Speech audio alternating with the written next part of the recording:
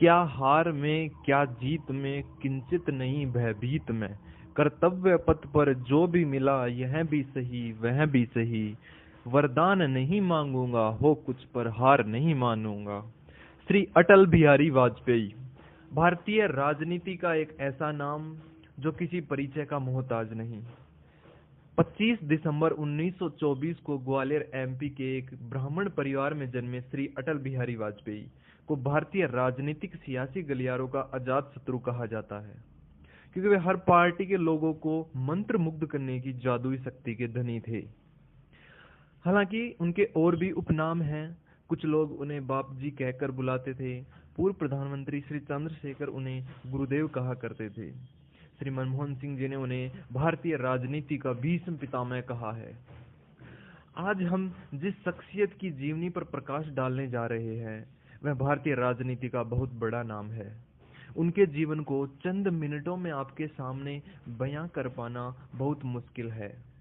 फिर भी मैं कोशिश करूंगा कि अगले कुछ मिनटों में आपको अटल जी के जीवन से रूबरू करवा सकूं। 25 दिसंबर 1924 को ग्वालियर एमपी में जन्मे श्री अटल बिहारी वाजपेयी जी की शुरुआती शिक्षा ग्वालियर के ही सरस्वती शिशु मंदिर स्कूल में हुई। उनके पिता श्री कृष्ण बिहारी वाजपेयी कहने को तो एक शिक्षक थे, लेकिन इसके साथ ही वे हिंदी और ब्रज भाषा के प्रसिद्ध कवि भी थे। शायद उन्हीं से अटल जी को कविताएं लिखने का शौक विरासत में मिला। सन 1934 में उनके पिताजी का ट्रांसफर उज्जैन हो जाने के कारण उनकी मिडिल स्कूल की पढ़ाई उज्जैन के एंग्लो वर्नाक्यूलर मिडिल स्कूल से हुई। फिर ग्वालियर के विक्टोरिया कॉलेज, जो कि वर्तमान में महारानी लक्ष्मीबाई कॉलेज के नाम से जाना जाता है, से उन्होंने स्नातक की शिक्षा ग्रहण की। उन्होंने कानपुर के डीएवी कॉलेज से एमए तथा एलएलबी भी की। कॉलेज के दिनों से ही अटल जी का रुझान राजनीति की तरफ हो गया था। दरअसल इससे पहले सन 1939 में महज 15 बरस की उम्र में ही उन्होंने आरएसएस ज्वाइन कर ली थी। अटल जी एक प्रखर वक्ता थे। स्कूल कॉलेज के समय से ही वे अनेक वाद विवाद एवं भाषण प्रतियोगिताओं में भाग लिया करते थे। वे ज्योतिष के भी जानकार थे। लोग अक्सर उनसे अपनी जन्म पत्री दिखाने आते थे। अटल जी देश की आजादी के साथ ही आरएसएस के फुल टाइम प्रचारक बन गए। सन 1951 में श्यामा प्रसाद मुखर्जी व दीनदयाल उपाध्याय के प्रयासों से नवगठित दक्षिणपंथी पार्टी भारतीय जनसंघ के राष्ट्रीय सचिव नियुक्त किए गए। इस दौरान उन्होंने राष्ट्रधर्म, पांचजन्य तथा वीर अर्जुन जैसी पत्रिकाओं के संपादन का कार्य भी किया। अटल जी ने अपने जीवन का पहला चुनाव भारतीय जनसंघ पार्टी के बैनर तले सन 1957 के लोकसभा के आम चुनाव में लड़ा। वे अपना पहला चुनाव कुल 3 सीटों पर लड़े: मथुरा, लखनऊ और बलरामपुर। मथुरा सीट से बुरी तरह हारे, यहाँ तक कि जमानत तक जब्त हुई।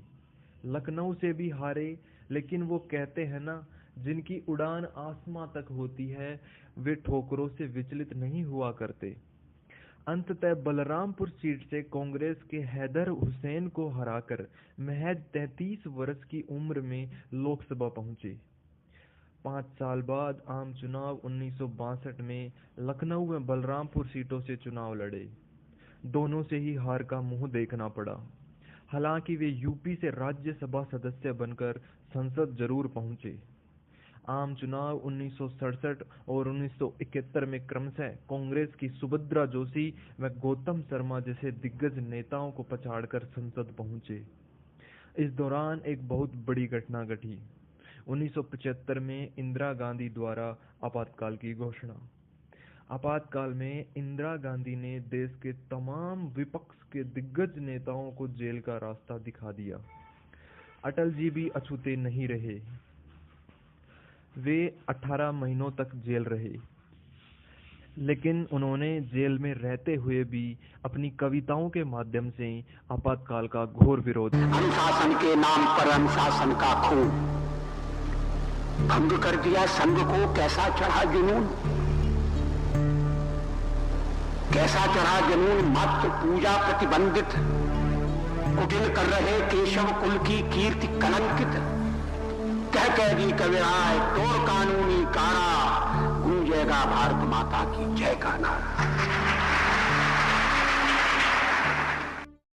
इसी दौरान तमाम बड़े नेताओं ने आपातकाल के विरोध में एकजुट होकर आवाज उठाते हुए जनता पार्टी की स्थापना 23 जनवरी 1977 को की, जिसमें जनता मोर्चा, चौधरी चरण सिंह की भारतीय लोकदल, राजनारायण व जॉर्ज फर्नांडिस की सोशलिस्ट पार्टी ऑफ इंडिया तथा अखिल भारतीय जनसंघ जैसे दल शामिल थे। अटल जी 1977 के लोकसभा चुनाव नई दिल्ली सीट से लड़ते हैं और कांग्रेस के शशि भूषण को बुरी तरह पटकनी देते हैं। इस आम चुनाव में जनता पार्टी गठबंधन मोरारजी देसाई के नेतृत्व में सरकार बनाती है, जिसमें अटल जी को विदेश या रक्षा मंत्रालय का मंत्री पद ऑफर हुआ। अटल जी ने विदेश मंत्रालय को चुना। इसी वर्ष अटल जी पहले ऐसे भारतीय राजनेता बने जिन्होंने संयुक्त राष्ट्र महासभा में हिंदी में भाषण देकर देश का गौरव बढ़ाया। अब फिर कभी हनन नहीं होगा। अध्यक्ष महोदय, वसुधैव कुटुंबकम की परिकल्पना बहुत पुरानी है। भारत में सदा से हमारा इस धारणा में विश्वास रहा है कि सारा संसार एक परिवार। लेकिन मोरारजी के नेतृत्व वाली यह सरकार कुछ नेताओं के आरएसएस से ज्यादा जुड़ाव व अन्य अंतर्द्वंद्वों के चलते ज्यादा दिन नहीं टिक पाई। सन 1980 में जनता पार्टी ने अटल जी समेत तमाम आरएसएस से जुड़े नेताओं के आरएसएस प्रचारक होने पर प्रतिबंध लगा दिया। इससे नाराज होकर अटल जी व लालकृष्ण आडवाणी आदि नेताओं ने 6 अप्रैल 1980 को एक नई पार्टी भारतीय जनता पार्टी की स्थापना कर ली।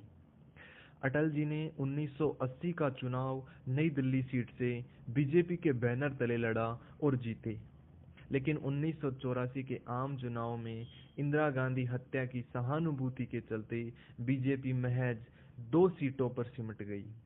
स्वयं अटल जी भी कांग्रेस की ऐन वक्त पर सिंधिया रूपी चाल से अपनी सीट न बचा सके। 1989 का लोकसभा चुनाव अटल जी नहीं लड़े। वे इस समय एमपी के राज्यसभा सदस्य थे। लेकिन इस दौरान अटल जी ने बहुत मेहनत की, जिसका नतीजा आम चुनाव 1996 में देखने को मिला। 1996 के चुनाव में बीजेपी ने कुल 161 सीटें जीती और जैसा कि 1995 की मुंबई सभा में उनके मित्र लालकृष्ण आडवाणी ने उनसे बिना पूछे ही यह घोषणा कर दी थी कि अगला चुनाव हम जीतेंगे और हमारे पीएम होंगे अटल बिहारी वाजपेयी। उन्होंने कहा, अब की बारी अटल बिहारी। और हुआ भी वैसा ही। अटल जी पीएम बनते हैं, लेकिन महज 13 दिनों के लिए। अगला चुनाव 1998 अटल जी लखनऊ सीट से लड़े और जीते, लेकिन इस बार अटल जी ने नेशनल डेमोक्रेटिक अलायंस एनडीए गठबंधन का गठन किया। वह सरकार बनाई, लेकिन अटल जी के संघर्ष में समर्पण भरे राजनीतिक करियर में सब कुछ आसान कभी कुछ नहीं था। यह सरकार भी 13 माह से ज्यादा टिक नहीं पाई। जयललिता ने अपनी कुछ कठोर मांगे पेश की तथा उन्हें पूरा नहीं कर पाने के चलते विश्वास प्रस्ताव में सरकार 1 वोट से गिर गई। तत्कालीन राष्ट्रपति श्री के.आर. नारायण ने लोकसभा भंग की घोषणा की। और मैं चाहता हूं ये परंपरा बनी रहे, ये प्रकृति बनी रहे। सत्ता का खेल तो चलेगा, सरकारें आएंगी जाएंगी, पार्टियां बनेगी बिगड़ेंगी, मगर ये देश रहना चाहिए, इस देश का लोकतंत्र अमर रहना चाहिए। लेकिन अटल जी ने अपने इस छोटे से कार्यकाल में वो कर दिखाया जो कई प्रधानमंत्री अपने पूरे 5 बरस के कार्यकाल में भी नहीं कर पाए। उन्होंने मई 1998 में अमेरिका की कड़ी नजर के बावजूद पोखरण परमाणु परीक्षण कर भारत को परमाणु संपन्न देश बनाया। अब तक अटल जी की ख्याति देश ही नहीं पूरे विश्व में फैल चुकी थी। 1999 के आम चुनाव में बीजेपी 184 सीटें जीतती है तथा एनडीए गठबंधन कुल 306 सीटों के साथ अटल जी के नेतृत्व में सरकार बनाता है। और इस बार अटल जी पहले ऐसे गैर कांग्रेसी प्रधानमंत्री बनते हैं जिन्होंने 5 साल का कार्यकाल पूरा किया। अटल जी ऐसे पीएम थे जो कहते थे कि दोस्त बदले जा सकते हैं लेकिन पड़ोसी नहीं। अतः उन्होंने फरवरी 1999 में भारत पाकिस्तान संबंध सुधार हेतु सदा ए सरहद नाम से लाहौर से दिल्ली तक बस सेवा शुरू की। इधर अटल जी हाथ बढ़ाने की बात कर रहे थे, लेकिन पाकिस्तान को यह मंजूर कहाँ था। इसी वर्ष पाकिस्तानी सैनिक कश्मीर में घुसपैठ कर देते हैं, जिसका परिणाम कारगिल युद्ध था। अटल जी की कुशल रणनीति व सूझबूझ से कारगिल युद्ध में भारतीय सैनिकों ने पाकिस्तानी सेना को धूल चटाई। हम शांति चाहते हैं, ये तो दुनिया ने देखा। अब दुनिया ये देखेगी कि हम शांति की रक्षा के लिए और अपनी शक्ति का भी प्रदर्शन कर सकते हैं। इसके साथ ही देश में सड़कों के विकास का श्रेय भी श्री अटल बिहारी वाजपेयी जी को जाता है। उन्होंने स्वर्णिम चतुर्भुज गलियारा शुरू किया, जो देश के प्रमुख शहरों को जोड़कर औद्योगिक, कृषि व आर्थिक प्रगति सुनिश्चित किया। अटल जी कुल 11 बार सांसद रहे, जिसमें 2 बार राज्यसभा से भी। उन्हें 2014 में भारत के सर्वोच्च सम्मान भारत रत्न से सम्मानित किया गया। देश सेवा को समर्पित श्री अटल जी ने कभी शादी नहीं की। शादी के सवालों को वे मजाकिया अंदाज में टाल देते थे। शादी के सवाल पर वे एक पत्रकार को हंसकर जवाब देते हैं कि मैं इतना व्यस्त हूं कि भूल गया। घटना चक्र ऐसा चलता गया कि मैं उसमें उलझता गया और विवाह का मुहूर्त नहीं निकला। कोई अफेयर भी कभी नहीं हुआ जिंदगी में? अफेयरों की चर्चा नहीं की जाती है सार्वजनिक रूप से। हालांकि राजकुमारी कोल से उनकी नजदीकियों के चलते काफी चर्चा में रहे। बाद में उन्होंने राजकुमारी कोल की पुत्री नमिता को गोद भी लिया। अटल जी का सेंस ऑफ ह्यूमर कमाल का था। एक बार पाकिस्तान की महिला पत्रकार ने उनसे पूछा कि जनाब, आप कुंवारे हैं, मैं आपसे शादी करने को तैयार हूँ, अगर आप मुंह दिखाए में मुझे कश्मीर दें। जवाब में अटल जी ने कहा, बेशक मैं आपसे शादी के लिए तैयार हूँ, लेकिन दहेज में मुझे पूरा पाकिस्तान चाहिए। अटल जी एक ऐसे नेता थे जिनके पीएम बनने की भविष्यवाणी स्वयं पंडित जवाहरलाल नेहरू ने कर दी थी।